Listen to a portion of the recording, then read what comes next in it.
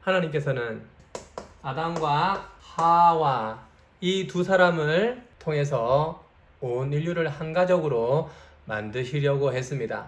그래서 아담을 대표로 언약을 맺으시고 하나님과 사람이 교제하면서 그런 한 가족을 만드시려고 했습니다. 그런데 무슨 일이 일어났습니까? 하와를 통해서 죄가 들어와서 언약이 깨졌습니다. 언약이 깨져서 이 계획이 무산되는 것처럼 되었지만 삼위 하나님을 섬기는 그런 가족을 만드시려고 계속해서 하나님께서 사람과 언약 관계를 맺으셨습니다. 하나님께서 아담에게 타락 후에 여자의 후손을 주셔서 아담이 지은 죄의 결과를 회복시킬 것이다 라고 약속을 주셨는데, 요 믿음 가진 사람들을 데리고 또 한 가족을 만드시려고 계속해서 일하십니다. 아벨 대신에 셋이 태어났고 에노스가 태어났죠. 아담과 에노스 시대부터 여호와의 이름을 불렀더라라고 성경에 기록하고 있죠. 이때부터 이제 신앙이 정립이 됩니다. 인자가 아담의 아들, 에노스의 아들 자손이라는 뜻입니다. 아담의 아들로서, 에노스의 아들로서 오시는 분이 누구다? 창세기 3장 15절에 약속하신 여자의 후손이다. 또 사람의 아들 에노스의 아들들이 예표해 주었습니다. 에녹은 누구 승천, 노아는 재림, 심판, 이런 가족을 만드시려고 하나님께서는 계속 일하셨습니다. 노아부터 다시 세계가 시작해서 누구를 통해서 인자가 오십니까? 셈의 계열을 통해서 오시기로 약속하셨습니다. 쭉 내려가 보니까 창세기 11장 마지막에 누가 나옵니까? 아브라함. 하나님께서는 아담부터 시작된 이 인자가 오는 계열을 이제 아브라함을 통해서 낳기로 하셨습니다. 그리고 특별히 아브라함을 통해서 무엇을 만드셨습니까? 이스라엘이라는 나라를 만드셔서 한 공동체, 여자의 후손 인자를 믿고 구원받는 그런 백성들을 만드셨습니다. 같은 땅에, 한 땅에 모여있는 한 민족, 물론 이방인도 들어옵니다.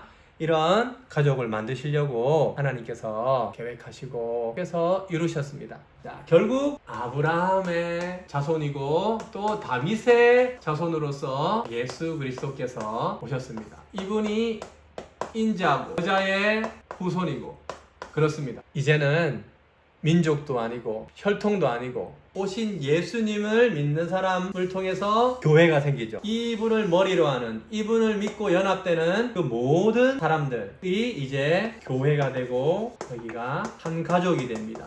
그래서 예수 안에서 한 가족이 됩니다. 이 사람들도 예수 안에서 한 가족인데 오신 예수님 믿은 가족, 천국 가면 볼 가족들. 예수님 오신 이후로는 이제 예수님을 믿고 오신 예수님을 믿고 가족이 되는 겁니다. 혈통 필요 없어요. 땅 이스라엘로 예루살렘으로 예배드리러 갈 필요 없어요. 뭐 하면 돼요? 예수님 믿습니다 하고 교회 안으로 쏙 세례받고 들어가면 되는 거예요. 세례받은 사람하고 자손들로 구성된 가족이 생긴 겁니다. 그래서 예수님 안에서 한 믿음으로 한 가족이 되었습니다. 그래서 목사는 영적인 아버지가 되고 장로도 영적인 아버지가 되고 다른 성도들은 영적인 자녀가 됩니다. 혈육으로 가족된 사람들, 예수님 안에 가족으로 들어오면 한 형제가 됩니다. 그리고 가정 안에서 제일 중요한 사명은 부모가 아들에게, 자녀에게 예수님을 믿는 믿음을 전수해 주는 겁니다. 그게 부모의 제일 되는 사명입니다. 어떻게 그 사명을 감당합니까?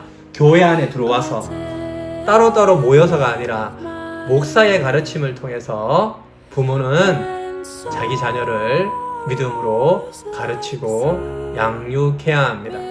그래서 믿음 안에서 한 가족 되었다는 걸 함께 고백하고 함께 자라가야 합니다. 그래서 예수 안에서 믿음으로 한 가족 된 공동체가 교회입니다.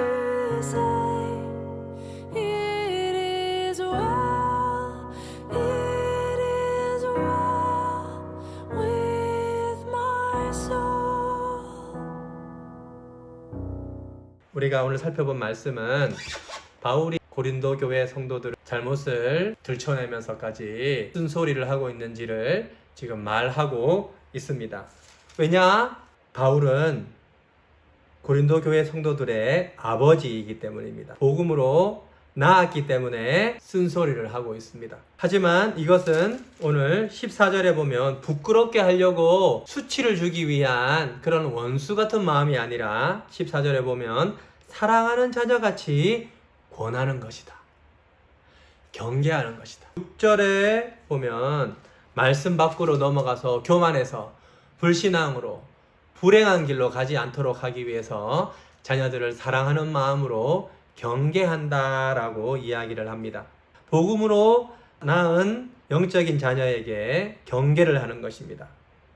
16절에 그러므로 내가 너희에게 권하노니 너희는 나를 본받는 자가 되라. 본받으라고 합니다. 아버지이기 때문에 아들에게 할 수 있는 말입니다. 왜냐? 아들은 아버지를 닮도록 되어 있기 때문입니다. 하늘에 계신 아버지를 닮듯이 영적인 아버지인 목사와 장로, 직분자의 말을 듣고 그분의 신앙을 닮아가는 것입니다. 그래서 이 교회는 영적인 가족으로서 예수 안에 한 가족으로서 말씀을 가지고 낳고 닮아가고 자라갑니다.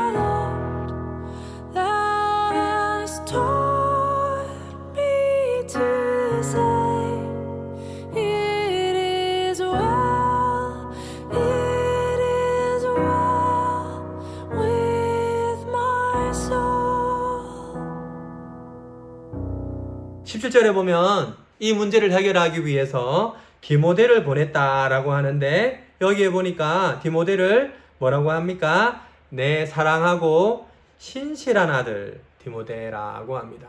디모데 전서에 보니까 믿음 안에서 진짜 아들이다. 믿음 안에 진짜 아들이라고 이야기를 합니다. 가짜 아들이 아닙니다. 믿음으로 말씀으로 낳은 아들입니다. 먼저 복음으로 낳은 아들을 보내서 뭘 하기 위해? 고린도 교회 성도들을 낳은 그 말씀, 지금도 가르치고 있는 그 말씀을 생각나게 하도록 하기 위해 디모데를 보낸다고 합니다. 지금도 가르치고 있는 변함없는 말씀을 생각나게 해서 바르게 살도록, 믿음이 자라도록 하기 위해서입니다. 그래서 지금 바울은 자기가 영적인 아버지가 되었다. 그래서 이 교회는 예수 안에서 한 가족이다. 목사가 가르치는 말씀을 통해 양육되어야 한다. 그리고 경계받아야 한다. 라고 이야기합니다. 에고에이미 하면서 세상 논리대로 살아서 자기 자신을 높이는 삶을 버리고 이제 예수님 말씀대로 예수님을 본받아서 바울을 본받아서 십자가를 지고 살아가도록 권면하고 경계하고 있는 것입니다. 그렇게 하는 이유를 18절부터 이야기하고 있는데 나의 이 말을 듣고 디모데가 전해주는 말을 듣고 잘못된 신앙에서 돌이키라고 하는 것입니다. 그것이 갈 길이고 그것이 예수 안에서 한 가족으로서 그런 신분이 된 사람으로서 살아가야 할 길이고 하나님께서 인간을 창조하신 그런 목적대로 행복하게 사는 것이다 라고 말하는 것입니다. 그래서 지금 바울은 특별히 이 편지를 통해서 고린도 교회 성도들을 불신앙에서 돌이키려고 애쓰고 있는 것입니다. 예수 안에 한 가족은 경계해야 됩니다. 특별히 영적 부모인 목사의 설교, 지도를 듣고 경계받아야 합니다. 그래서 불신앙에서 돌이켜야 합니다. 서로 또 경계해야 합니다. 다른 말씀해 보니까 형제들은 서로 죄를 짓지 않도록 경계하라고 바울은 권면하고 있습니다. 예수 안에 한 가족은 말씀 안에서 자라는 사람들입니다. 말씀으로 살기 위해서 서로 경계하는 가족입니다. 특별히 영적인 아버지인 목사의 말을 듣고 경계를 받아서 그 말씀대로 살면서 예수님의 길을 따르는 예수님을 본받는 삶을 사는 것입니다. 세상에 많은 여러 유혹들이 우리 자신을 높이는 일에 매달려 살도록 생존하는 일에 집착하며 매여 살도록 끊임없이 유혹합니다. 그리고 그것을 가지고 교회에 와서 또 믿음인지 아닌지 모르며 살아가도록 우리는 계속해서 유혹을 받습니다. 그래서 우리는 하나님의 말씀을 듣고 세상에 물들어서 자기 자신을 높이며 사는 그런 삶에서 돌이켜야 되겠습니다. 그것을 이길 수 있는 길은 하나님께서 세우신 직분자, 영적인 아버지의 말씀을 듣는 것입니다. 그리고 영적으로 형제자매된 서로 경계하고 권면하는 것입니다. 이러한 믿음 가운데 예수 안에서 한 가족으로서 함께 자라갈 수 있기를 바랍니다. 아멘.